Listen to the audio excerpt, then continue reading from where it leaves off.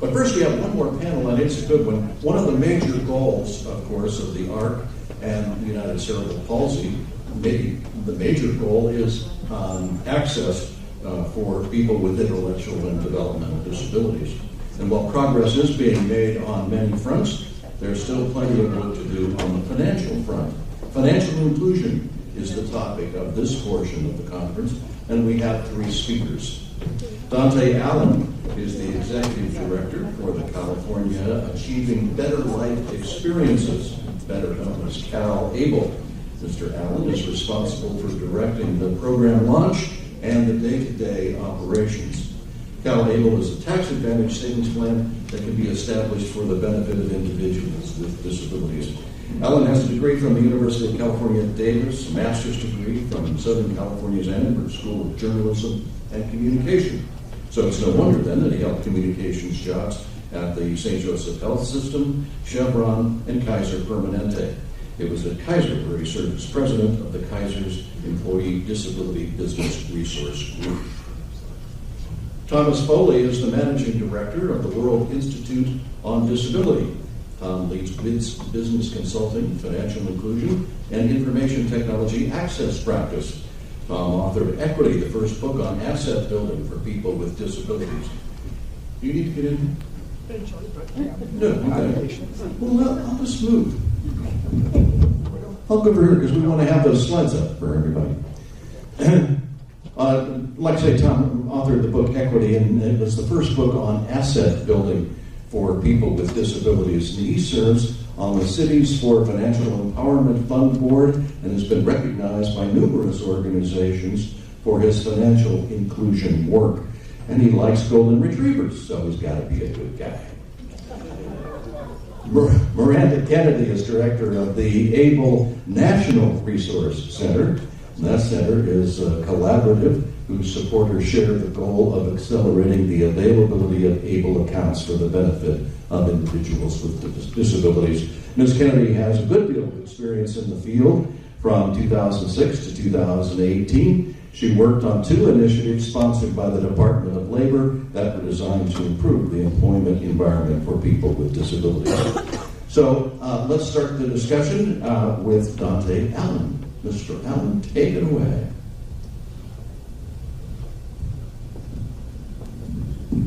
Good afternoon. This is our favorite spot of the day. We want to be between you and going home, right? We're super excited. But the reality is, this is going to be an upbeat, quick presentation. I'm actually going to squeeze what usually takes me about an hour to do into about 15 minutes. So hopefully your note skills are on point today. I really am kidding. I'm happy to share my slides. I'm sure my colleagues are as well. So this should be just an educational opportunity for you, and hopefully we'll have an opportunity for discussion at the end. But the reason why we decided to condense our typical presentations down is to give a broader picture. When I usually go out and speak, I'm talking only about CalABLE.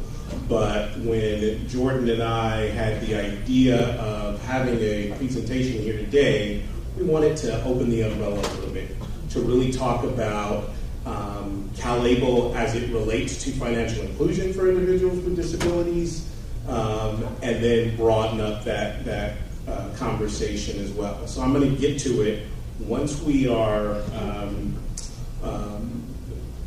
done with 3 very brief individual presentations. We're happy to take some questions and start a discussion. But how many folks in here, just for level setting, are familiar with the ABLE Act? Well, that's what I like to see when I come into these rooms. And so this doesn't need to be as basic of a conversation, but we'll still go over some of the basics for some of you who might be unfamiliar. But essentially, the ABLE Act was established in 2014. It enabled states for the first time to be able to set up these savings and investment programs for people with disabilities, where they could actually put money in and take money out when needed. And one of the greatest benefits of it is that for folks who were receiving disability benefits, the money, the resources that they were able to place in these ABLE accounts wouldn't be counted against their benefits programs for means testing or resource testing for those programs. Also, it's a tax advantage system that allows people to save money without save and withdraw their money without any kind of there we go. That'd be great. Yeah. So this is not a statistic-driven presentation, but I always like to do some level setting. And the first thing is that these three different infographics are meant to tell you a single story, and that is that individuals with disabilities are more likely to be unbanked, underbanked, unemployed, underemployed, left out of our financial systems. And that was by design, in that if you were receiving benefits, the government agencies didn't want people who didn't need resources to be stacking a lot of resources on their own while receiving those benefits. But what it did is that it left our communities perpetually on the brink of poverty. As you'll see in the bottom infographic on the left, it talks about that about half of individuals with disabilities couldn't come up with $2,000, didn't know where it would come from if they needed it, because, the cause is, of course, if you were on benefits and you were receiving benefits, if you had $2,000 in the bank, you're right at that brink of getting your benefits cut off. And so what we recognize in this is that it leaves us right on the brink for those communities. Next slide, please. So when CalABLE was established, it was meant to be two things: that savings opportunity and also an empowering vehicle for people with disabilities. And so there were a few rules that were created in order to make sure that it was beneficial to people with disability. So who's eligible? First and foremost, you have to be a person with a disability, and the age of onset of that disability needed to occur before age 26. Now, I can say that there is legislation that is currently making its way through the Senate that's looking to adjust that age of onset to 46, meaning that will broaden the population of people who will be eligible.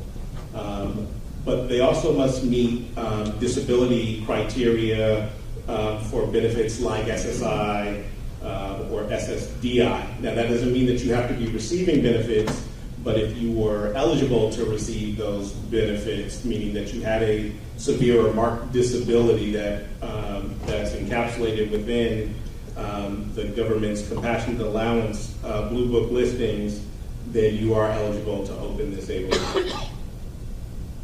You have to be willing to self-certify to say that I do have a disability. It has been a functional limiter for me, and it's severe or marked enough that it will last a year or longer. And you'd also have to be prepared to show a doctor's letter that said that the onset of that disability happened before age 26. A few things about ABLE programs in general. They are savings and investment accounts. So you can place your money in something that is safe, like an FDIC insured account, where your interest is low, but you don't have a real possibility of losing principal over time. Or there are investment options that you can choose based on your tolerance for or your time horizon for being able to withstand increases and decreases in your overall principal. They're usually they are all run by state entities that have some type of program administrator or financial advisor. California's is run by TIAA-CREF, and they have been a great partner in getting the program off the ground for us. And then that withdrawals are capable from these accounts, but you have to, they are tax-free and penalty-free as long as those withdrawals are for qualified disability expenses And I'll explain a little more about what that means in a moment. Next slide, please. So contributions to an ABLE account are treated very differently than especially our benefits programs had allowed previously. Before ABLE, like I said, if you had more than $2,000 in the bank, that was going to interfere or interrupt with your benefits like SSI. But now with ABLE, you can save up to $15,000 a year, even more if you're the person with a disability who's working, or you can put in up to $100,000 in total without having any effect on your benefits like SSI or even Medi-Cal. And with CalABLE, we have the ability to see if you're approaching any of those limits and inform you. So you can't put in more than $15,000 a year if you don't qualify for that higher benefit that I spoke of. In total, individuals can put up to $529,000 into a CalABLE account, but that's for the folks who aren't receiving benefits, who aren't worried about going over that $100,000 threshold. Now, how do folks who are living on these low means of benefits programs, how could they ever possibly get up to that $15,000 or $100,000? Well, one of the greatest things about CalABLE is that anyone can contribute to an individual's account, and then those contributions aren't considered as income for that individual. They were still limited by that $15,000 a year, but it's not counted as, well, additional income, and that means that we're going to lower your benefits for those reasons. Next slide, please. Well, in Dante also, you can go over that $100,000 limit and still be eligible for the Medi-Cal. Right, absolutely. That's important to know, too. So some of the basics about ABLE. There's one ABLE account per beneficiary. Again, I said that this was meant to be a financially empowering tool, so the individual with the disability is always the owner of those accounts. And if they are underage or don't have the capacity to manage their own accounts, we have something called an authorized legal representative. But for the most part, the control lies in the hands of the people who are saving and need the money the most. Accounts, especially here in California, are asset protected, meaning that you can't be sued or have a judgment levied against you, and then creditors go in and take the money from your ABLE account. They're completely unable to do that. The same goes with, I'm sure many of you have heard about Medicaid recovery or Medi-Cal recovery. And that suggests that after the death of a beneficiary, the government can go in and pull money from the account for any expenses that the government has paid in medical care for you. Well, we passed a law last year that limits the government's availability to do that if you are a Californian with a CalABLE account. And I should note that 43 other states have opened accounts. Most of them are national, meaning that you don't have to live in that state in order to open an account. CalABLE is the same way. Folks in Oregon or New Jersey or anywhere in the U.S. can open a CalABLE account, but some of those benefits, like this Medicaid recovery thing, are best for or only for Californians who have a California account. There are a few other states that are either working on, or maybe one or two that have already passed a similar law. 6 others? Okay, so Miranda. So Miranda is my national expert, which is why I invited her to be here. And so there are 6 other states now that have those same kinds of programs. So the great thing about CalABLE accounts or all ABLE accounts they are tax exempt for withdrawals when they're qualified disability expenses.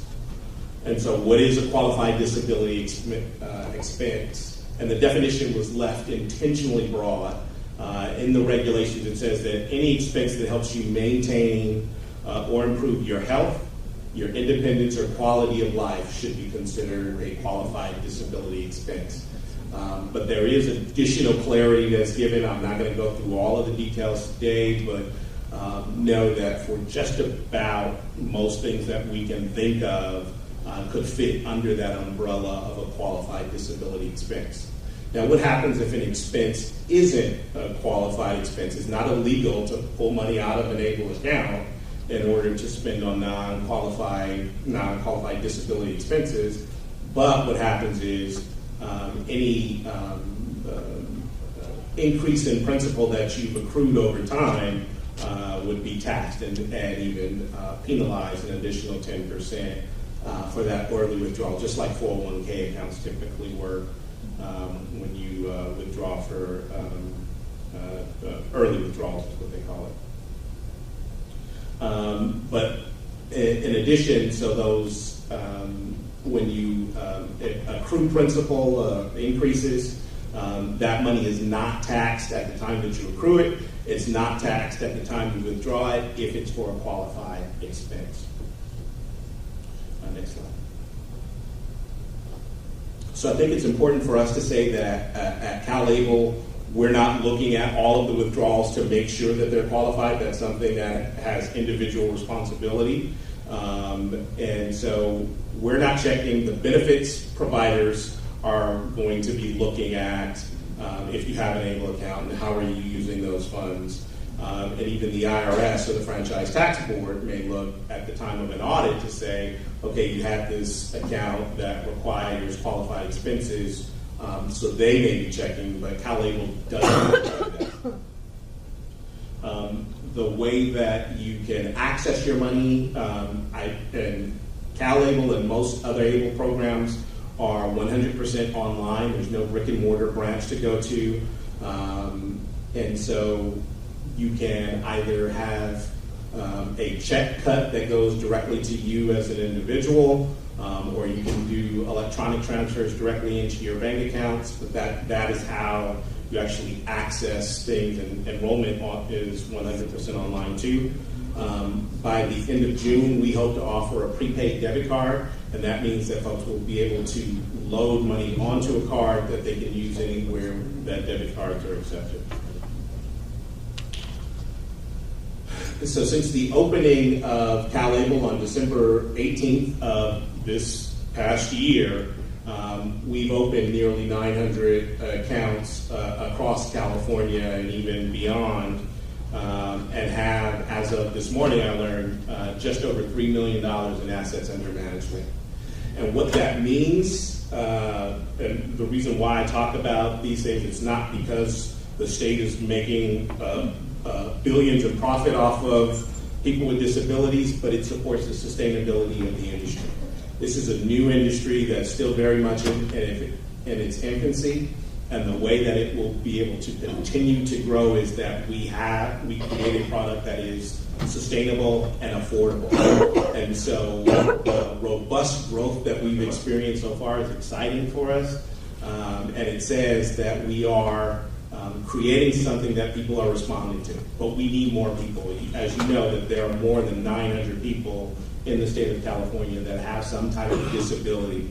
And what I didn't do is spend a lot of time on what types of disabilities are that you would be eligible to open an ABLE account, but they include developmental disabilities. They include mobility disabilities. They include mental health conditions. So it is a very broad and wide-ranging definition of who can qualify. And so we are very excited that this is a new tool. Remember, I started by saying that many more people with disabilities than those without are often unbanked or underbanked. Well, ABLE accounts work just like a bank account, and also can set folks up for long-term savings and investments in a way that opens one of the least acceptable segments of our society, our financial institutions, to people with disabilities. And so I know that there are probably many questions. If you're okay with it, I'm okay to hold them to the end, and I'll turn things over to my good friend and colleague, Tom Foley. Tom?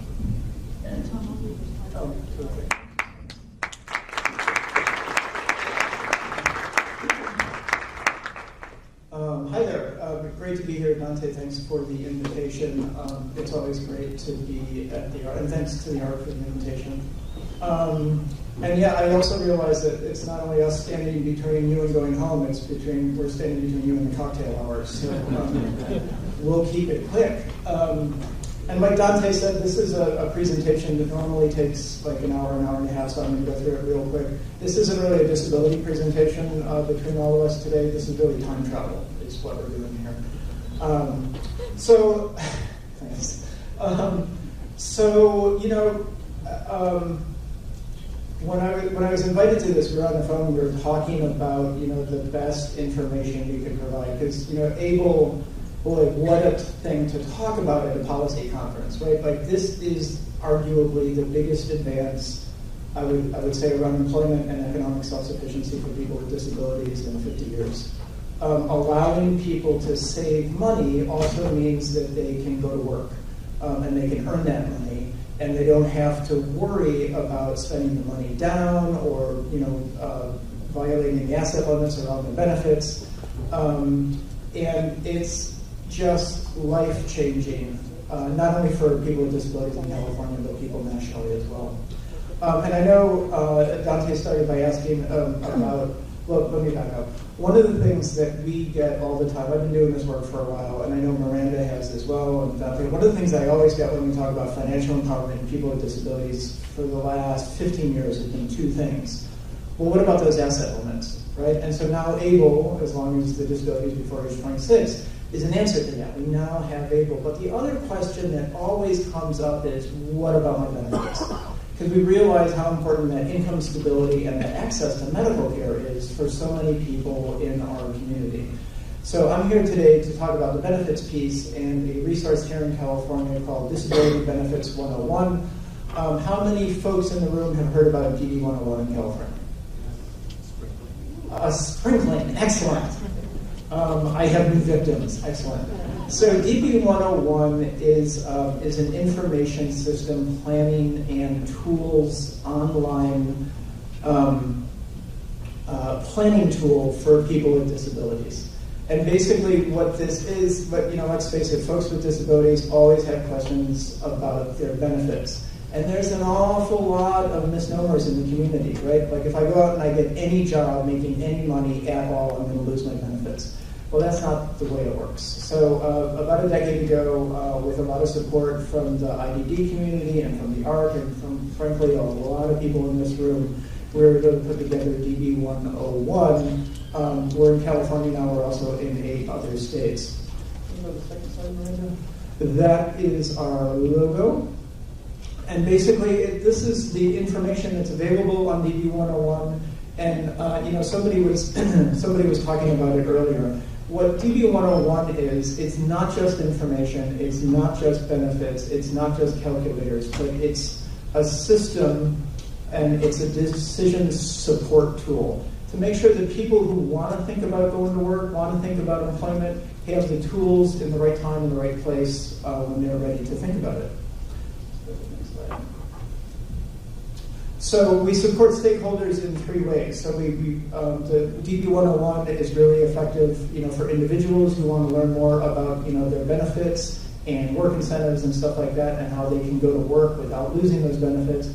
But we also recognize that it's really important for people who are, working in the community.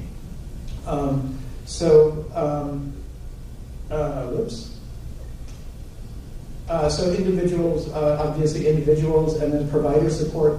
We've got calculators that actually do all the math around SSI, SSDI, past programs, stuff like that. It makes providers even more efficient. And then obviously for folks in the community and their families as well.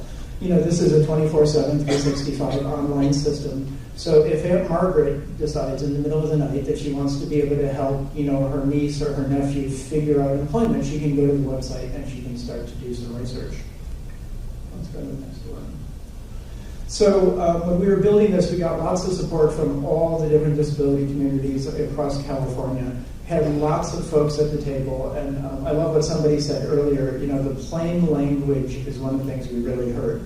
Because you look at Social Security regulations, and I'm a tax lawyer, just so you know, and I look at the Social Security stuff and I go, God, tax law is clear and concise. And so we wanted to make sure that it was really done in plain language, and that there were also sort of light bulb moments, where people realize, oh my gosh, not only can I go to work, but I can earn some money and not lose my benefits. So big piece of what we're going to do. Go to the next slide. So it's also easy to navigate. So this is a screenshot of one of our pages. So your situation, you can go in there and start filling out stuff about yourself to make sure, to get all the information about you, your benefit programs, that sort of stuff. We also have calculators. So if somebody, and we're going to go through a few examples in a minute. If you're on SSI and you want to get a job, what will that mean for my benefits? We've got tools like that as well. So let's go to the next slide. Loads of information, not just about benefits, but cash programs, benefit programs, work programs, healthcare programs. If it's about disability and it's about benefits in California, DB 101 is the place to go to do it. Let's go to the next slide.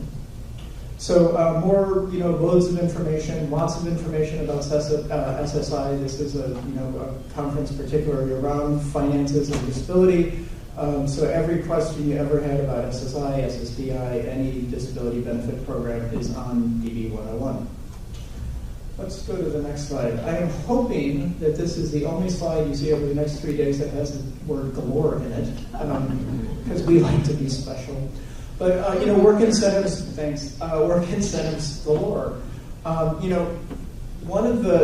We think of DB 101 not as a benefits tool, and not even as an employment tool, but sort of a planning tool for people to be able to, build the kind of life that they want to have for themselves. So, we show folks how they can work and still not lose benefits. We show them how they can save, and boy, ABLE makes that a lot easier. But for example, the California Working Disabled Program, a program totally underused in California. You can earn. Actually, let's take another. How many people have ever heard of the California Working Disabled Program in California? One, two. Okay. So in California, California Working Disabled Program, you can make up to this year $61,000 and still receive full scope Medi-Cal. There's a little bit of a copay on that. But, still something a lot of folks in the community have never heard about. And that's that light bulb moment we talked about earlier, right? If you're kidding me, I can have a disability, I can work, and I can still keep, full scope Medi-Cal? Who knew? Also, lots of information about other work incentives, ABLE, a lot of information about ABLE, about past plans, about 1619B, student earned income exclusion. If it's a work incentive, we cover it. Let's go to the next slide. So lots of different calculators, because who in here doesn't love to do math the hard way, right? So if you've ever messed around with some of the calculations around SSI or SSDI, or again, this stuff makes tax law seem simple and elegant. So we built a bunch of calculators to help folks figure this out. So there's the benefits to work calculator. There's the calculator for folks who are on the program we just talked about. The the Working Disabled Program in California. There's a school to work calculator. So maybe you want to take a part-time job and you're 20 years old. What will that look like? Because all the rules are different around that. We even have a PASS calculator in California, plan to achieve self-support. So folks can, get a sense of what a plan can be put together moving forward. Let's go to the next slide. So this is just an example of our SSI mini calculator. In this example, somebody's just on SSI. They're just making $910 a month. But check out those questions, right? Are you under age 22? Because if you are, you might be qualified for the student earned income exclusion. That allows people to make $1,800 a month on SSI and not have it affect their benefit at all. Wow. Sort of designed to help students get some experience so when they graduate, they can actually get a job. Again, totally underutilized, not only in California, but nationally. Other questions that we ask in there, what are the potential employment-related work expenses that you get to deduct. But so in this example, somebody's just making $910 a month. Let's go to the next slide. But here's a quick income forecast. Their goal might have been to make $1,500 a month. Well, how can you make $1,500 and still be on SSI? It turns out quite easily. Even if you don't qualify for the student earned income exclusion, you put that into the computer, and you see that you're way better off if you're working than if you're not working. You're going to make a lot more money. You still are able to keep your full scope Medi-Cal. And with an ABLE account, if you're at the right age, you're going to be able to save money. So we do these presentations all the time, and we do them a lot with transition age youth, not only in California, but all over the place.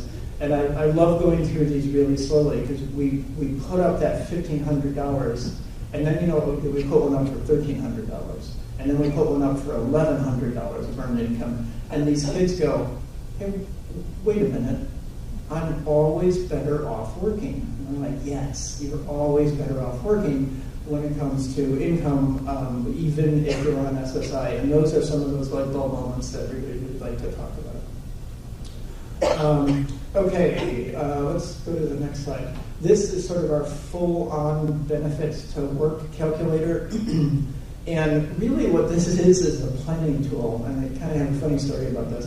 So you can put all sorts of information into this. You can put in your current, oops, and then I lost all my notes.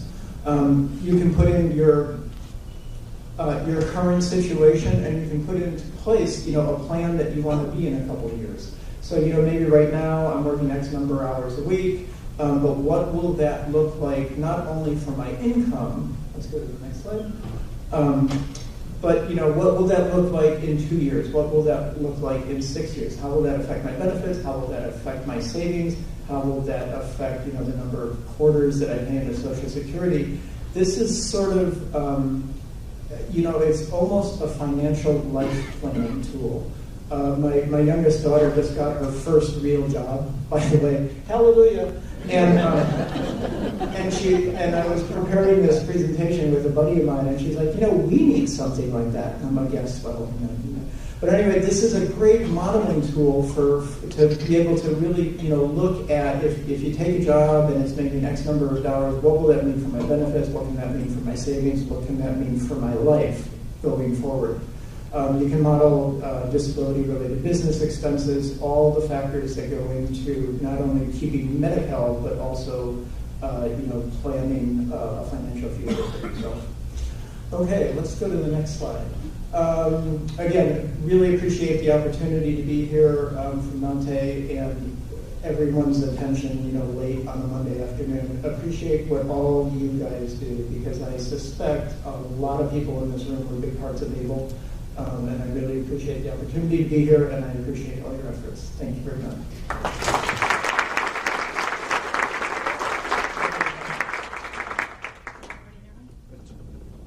Swap mics.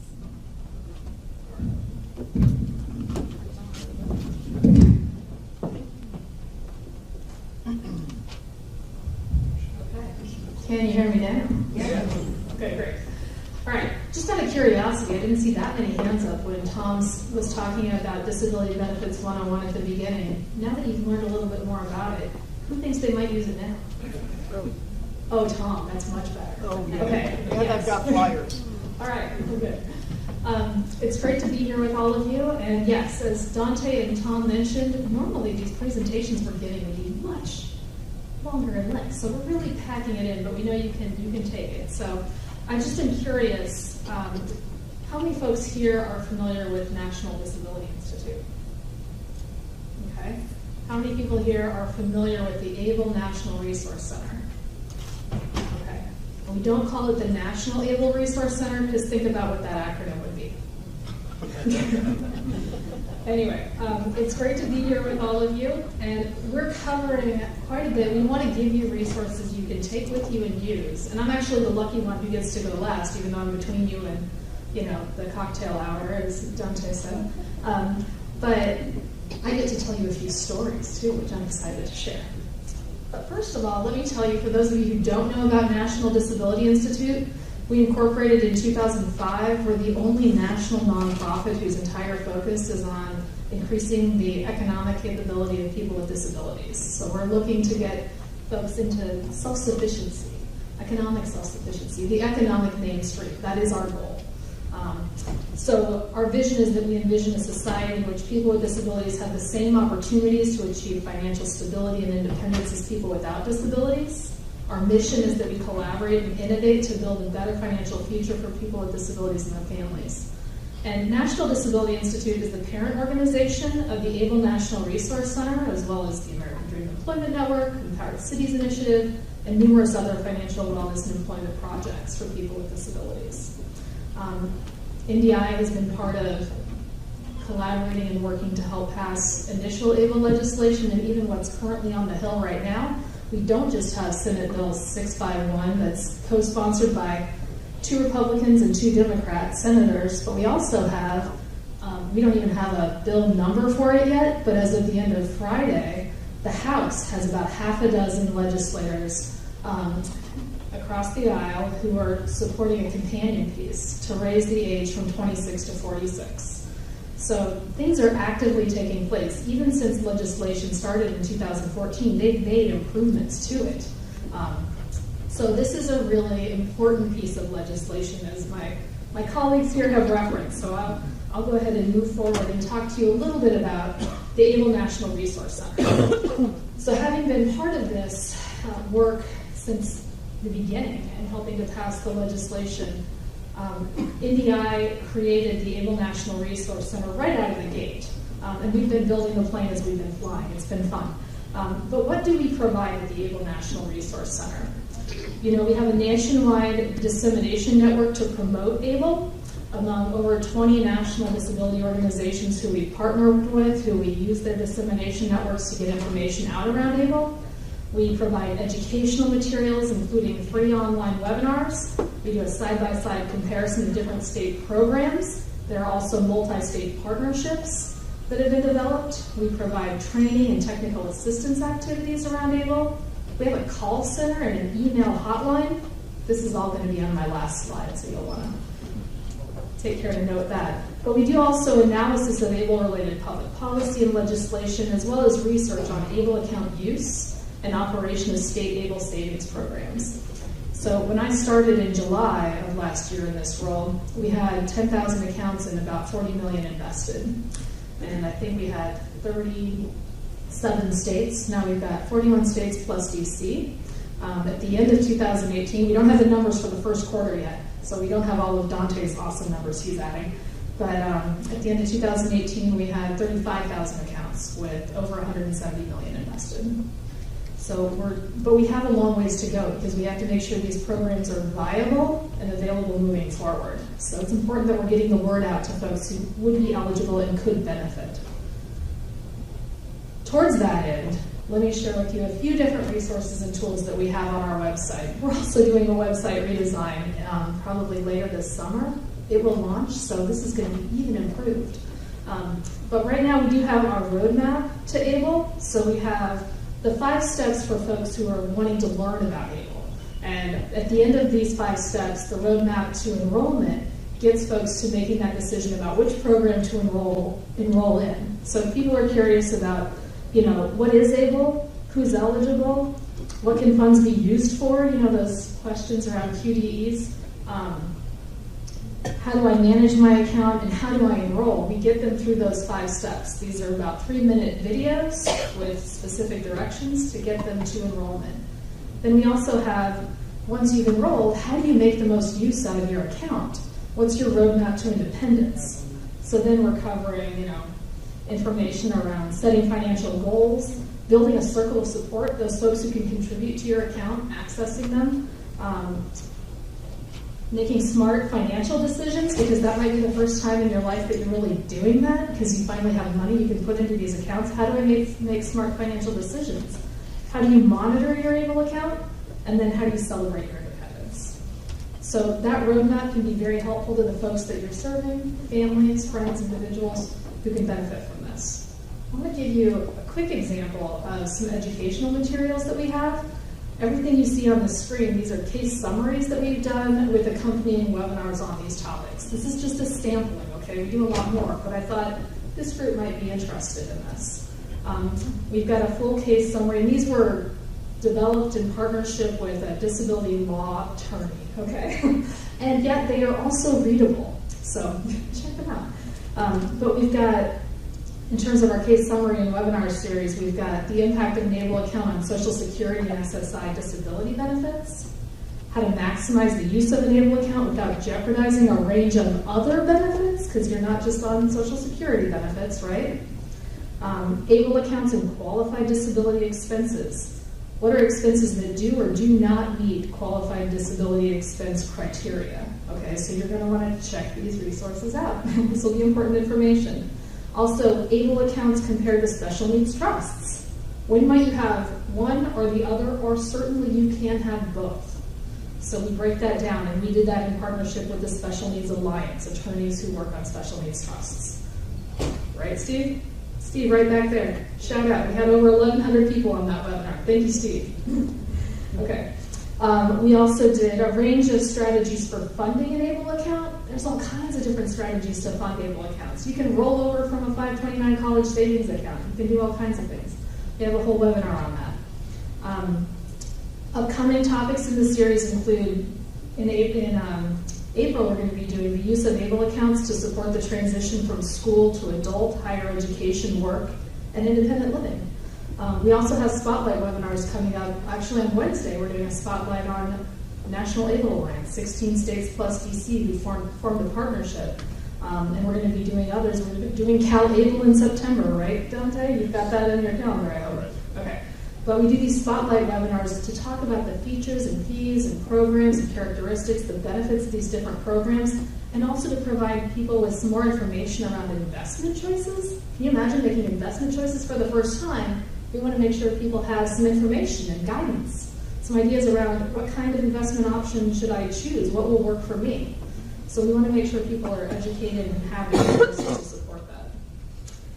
So I want to just tell you a couple quick stories here about some of our ABLE NRC ambassadors. These are ABLE account owners, either parents or working age individuals, who work with us at the Resource Center, and we use their stories to highlight for others, here are different goals, different folks who are dealing with different circumstances, and how they're all benefiting from ABLE accounts in their lives. And honestly, their words are more powerful than anything I can share with you.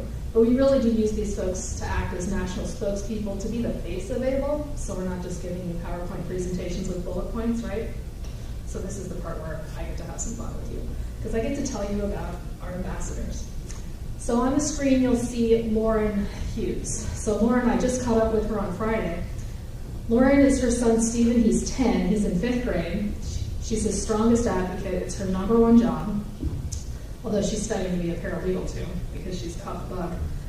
But that's why she opened an ABLE account in February of 2017. She lives in Idaho, but she opened it with the ABLE for All program out of Oregon. Another example of you can go across state lines.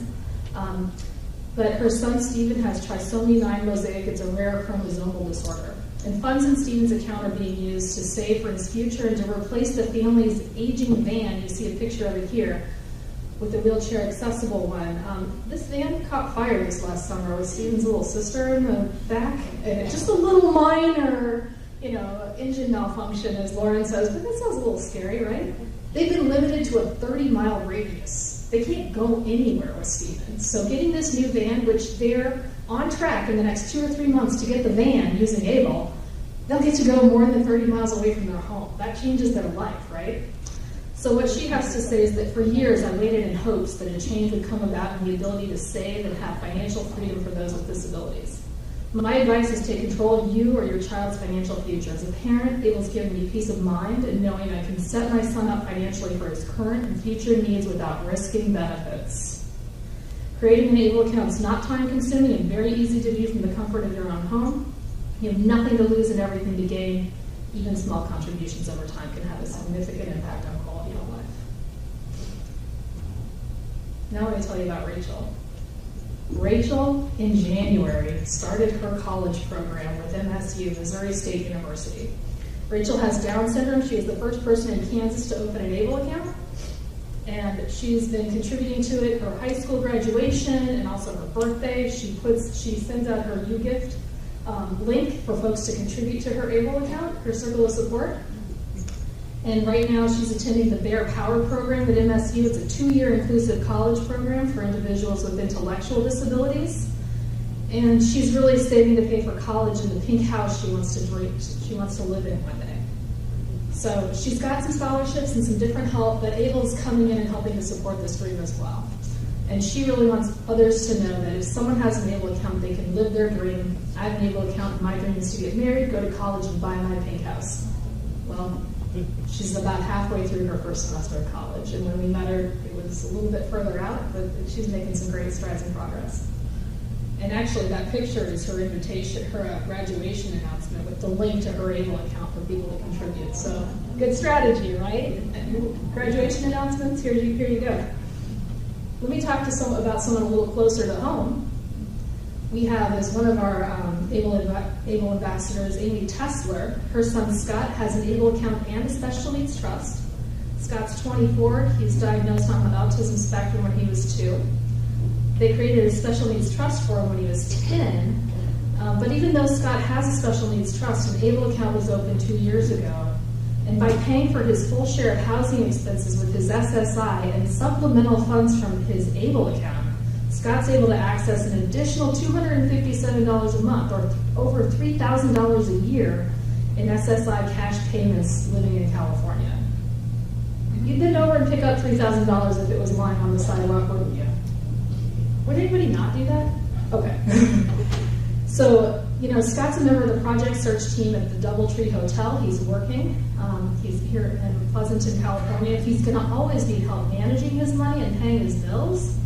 And it wouldn't be prudent to give him access to a large amount of money, according to his mom. But having the ABLE account does allow him to gain some basic financial skills. And in their situation, having both the Special Needs Trust and the ABLE account is ideal for maximizing his benefits and helping him achieve some financial independence and having some agency. He's a young man. He'd like to be able to make some decisions about his purchases and not have to worry about that.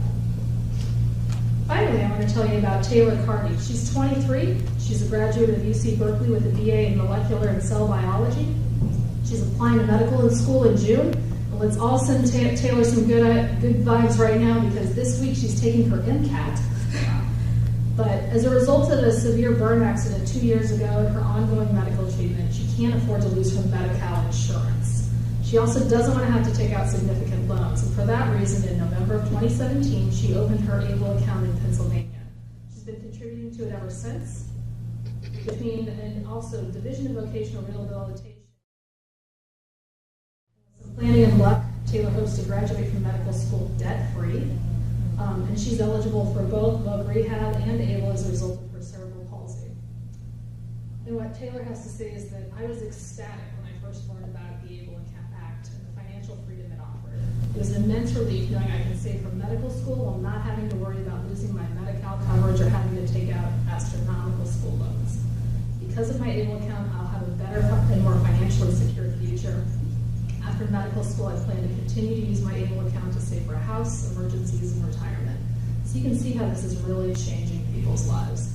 And I can stand up here and tell you, 14 other stories, because we've got other advisors and ambassadors. These are the ones I happen to choose. But you can get on our website and read the other stories. They're all pretty incredible. So this next slide is just some thinking around when to open an ABLE account. And we'll make sure we get you these slides. And then on the final slide, we have key information for ABLE-eligible individuals and ABLE account owners. Our website, our email for inquiries, our call center, both of the roadmaps. And also, we really encourage folks to sign up for our newsletter, which we get out information about updates in legislation and webinars and other activities. We also have Spanish language materials. So with that, I am the one who went 2 minutes over it. But we can go ahead and open for questions, I guess. Thanks very much.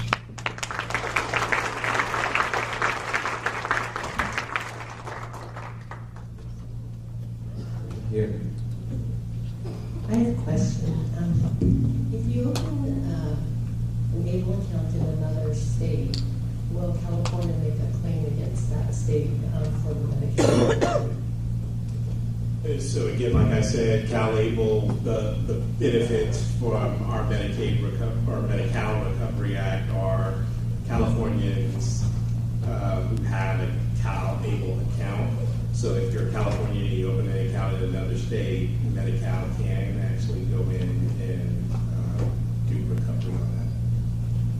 One other question, and that is, are the earnings from the investments within the ABLE accounts considered income to the balance sheet? So they're not as it relates to benefits. So it's essentially a tax-free opportunity to earn additional money as long as when you withdraw that money it's spent on qualified disability expenses. Well, and that's a good question too, because It's yeah. Is that? So one of the questions around that is the money that goes into ABLE accounts. Right. But the money that goes in is post-tax, and it grows income-free. But actually, has anything been done around the state level to have the pre-tax changed? You heard me? Sorry, not yet. Okay. There are some states that are looking to that too. I have a question over here. What fees are associated with this account? Because I know there's something that happens. I could turn that on. So there are low fees, and they're intentionally kept low. And here in California, I can say that the state is doing a significant subsidy for the related fees, but there's an annual account maintenance fee of $37. It's taken out in monthly increments. There are also small fees related to which options you choose. If you choose an FDIC option, which is like a checking or a savings account, the state has waived the fee for those. If you're investing for long term, depending on your choice, it's between 0 and 0.1% of a charge. And then there's a state administrative fee, and I should say that the entire budget for CalABLE has been created out of the general fund loan, so that's money that we're expected to pay back. And so the state administrative fee is meant to pay that loan back and set us up for long-term sustainability. And again, that's about a little less than 0.5%. So we've actually done some calculations. If you have about $3,000 in an ABLE account, depending on the options that you've chosen, it probably costs you a little over $50 a year for that account. Very low fees. Over here. Yeah, I just had a question about, are you guys partnering with the regional centers regarding the ABLE? Because we have a supportive employment group, and I can tell you a lot of my clients don't know about this, and they make a certain amount of money, and there's still that stigma, I can only work part-time because I'm going to lose my benefits and things. So what is the communication or the relationship with the regional centers to get this information out to the consumers? I'll start off by saying that CalABLE, we have a great relationship with the regional centers. As a matter of fact, a little over a week ago, I was down, I had the hard task of going to Monterey, to Asilomar, where the South Bay regional centers had their chiefs meeting, and so I got a chance to talk to them. My colleague within CalABLE, Carrie Fisher-Stone, will be at a couple of other regional center gatherings to make sure that we're spreading this word. And we have materials that we can deliver in quantity for folks who want to make sure that they have the opportunity to share that with their constituents. So I would say that we are very close with the regional centers. Over here. Well, you can add to it. Can I add? Because I think you're also looking at doing your own ambassador We are. program, right? And here's what I would say about that. Honestly, our advisors and ambassadors we've had, their stories, you can weave in information, and they're just so much more compelling in hearing their first-person account of how ABLE can change their lives. I would think that would be a compelling way, because then you're seeing someone else who, looks like you, has a similar situation, similar goals, hopes, dreams, and they've been in a similar situation where they couldn't realize those dreams because of the situation they're in terms of needing to be on benefits. So being able to share those stories, honestly, any room that I'm in where you've got families and working age individuals themselves, that's when people lean forward, that's when they really engage, and it becomes real. So I would use those stories and those examples of those folks who've lived into this. We've got 35,000 people who've taken the leap, and they've been the bold pioneers, but they're showing the way for the rest of everyone else who's holding back because of maybe some fears, maybe you've heard about this never or 7 or 10 times, but what is it that's going to make you take the move to move into being more, to achieving your better life experience, right? I just have a quick question. I'll come over here. When it comes to the individual that actually opens the ABLE account, so they have money stored in there, and then they pass away, where does that money go then? So primarily it's done like after all of the qualified disability expenses have been withdrawn, it's done like any other estate plan. Depending on what arrangements. Is there like a beneficiary where it goes to, or is it that money just get absorbed in, or how does that go? Like if they had $50,000 still in their account, the one who owns the account passes away, where does that money go from that point forward? If they've done appropriate estate planning to the beneficiary they assign. Perfect, thank you. And also, when someone has passed away, you can use those funds to pay for funeral expenses. That's one of the qualified disability expenses, something to keep in mind, or any outstanding bills would get paid out of that first. And it could be also rolled over into another family member's ABLE account if someone had an ABLE account set up too, in addition to going to the estate like Dante was telling you. And legal expenses, medical expenses are all qualified expenses as well. Great. Kind of a shout out to, this is Steve Dale, to db101.org. Let's come back to that in a minute. I have to tell you, for those of you that are not familiar with that, you should bookmark it. I probably go to it 8 or 10 times a week, okay? And it can answer the simplest of questions. And sometimes the really nice thing about it is it's in language that even an attorney can understand, so certainly you can as well. So, and it has good information about ABLE and all that. So anyway, I just want to go back to that. If you do not have db101.org bookmarked, don't. I'm going to second that, just because I have to travel all over the country, and they're always talking about DB 101. You have this resource here that's just incredible. If you're not accessing it, it's almost criminal. So you should be accessing that, okay? And that's not hyperbole. Okay, maybe a silly question, but in the example of the family saving for the new van, when they purchase that van, is the owner then the child? That's a good question. Okay, so in terms of the ABLE account, something that's important, and this is why you're going to want to check out some of our webinars and our case summaries and things like that, because there's a level of nuance we couldn't get into here, right? But one of the examples with an ABLE account that's different than some other trusts is that the individual, it doesn't have to be the only person who benefits from that, okay? Like when the van caught on fire, it was just Lauren and Stephen's little sister who were driving away from his school. He wasn't in it, but they're able to use that. It's primarily for his benefit, but they can benefit from it as well, right? So obviously Stephen's 10. Does anyone think it's a good idea for Stephen to be driving? No. So yeah, I mean, it's obviously, but it is for the benefit of being able to transport Stephen, get him to and from places, so yeah. And actually a lot of folks do use their ABLE account to save for, down payment on an accessible home, or for a vehicle that they can then modify with a waiver, or other things like that, right? This is how you're layering things together. Does that answer your question? So in that case, then it wouldn't have to be the child who was the owner of the vehicle. I mean, he could own the vehicle, not be able to drive it, have a driver. Well, I guess that's a question for Dante. Does the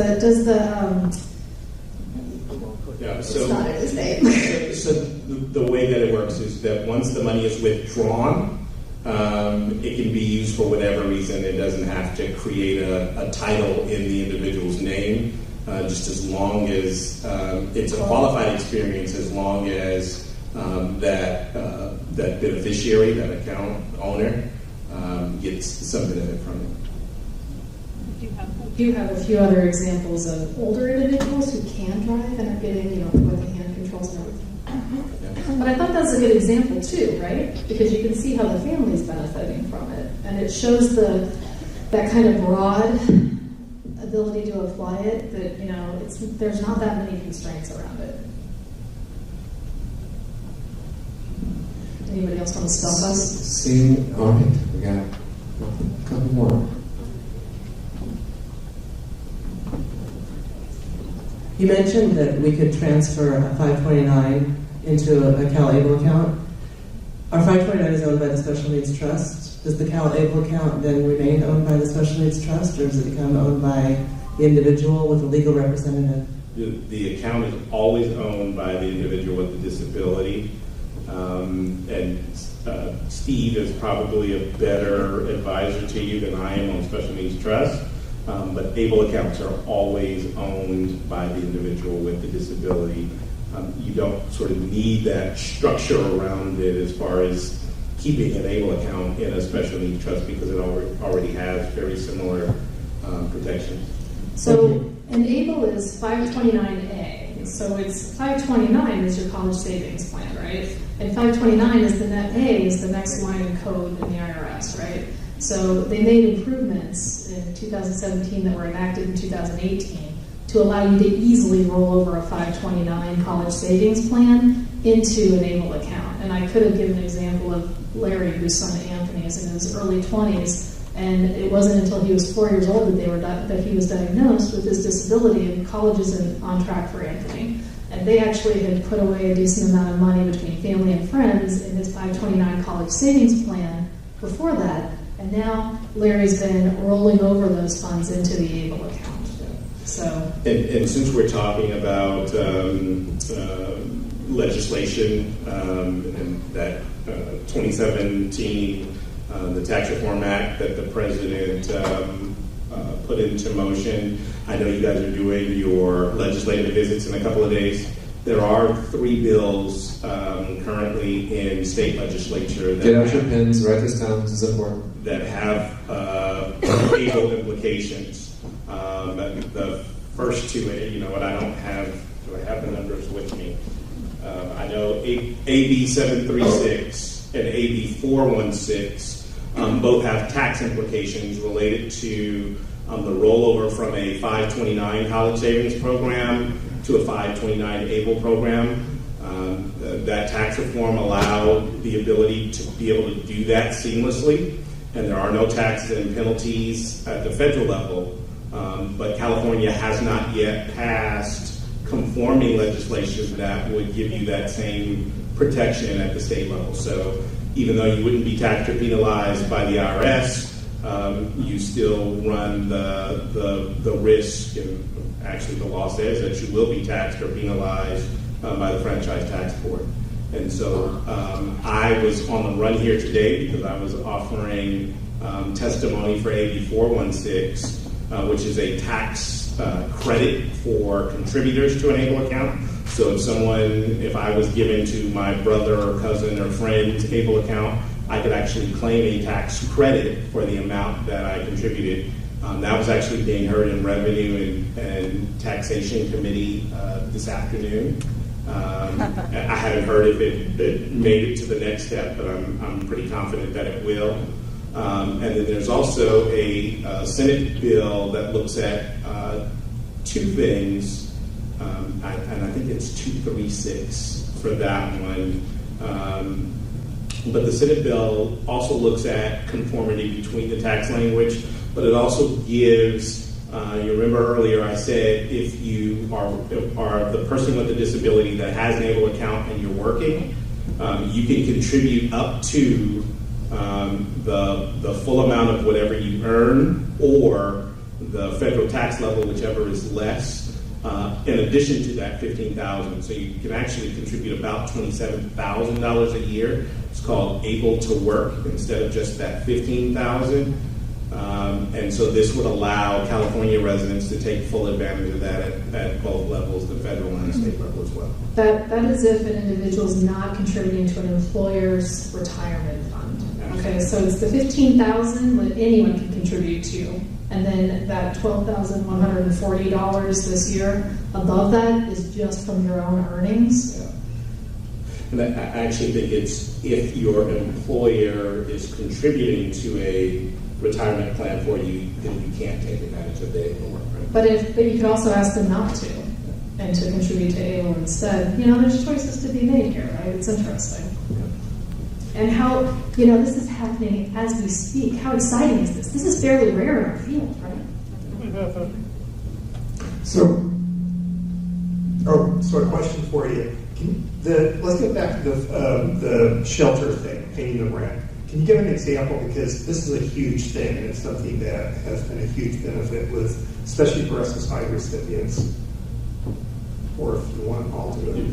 So I'll start it off by saying that, especially as it relates to subsidized housing, the ABLE Act is still in a little bit of flux, and the reason why is because the Department of Housing and Urban Development, which has authority over local county-based housing authorities, has still not issued their formal guidance on how to use or how ABLE funds will be viewed and used by their agencies.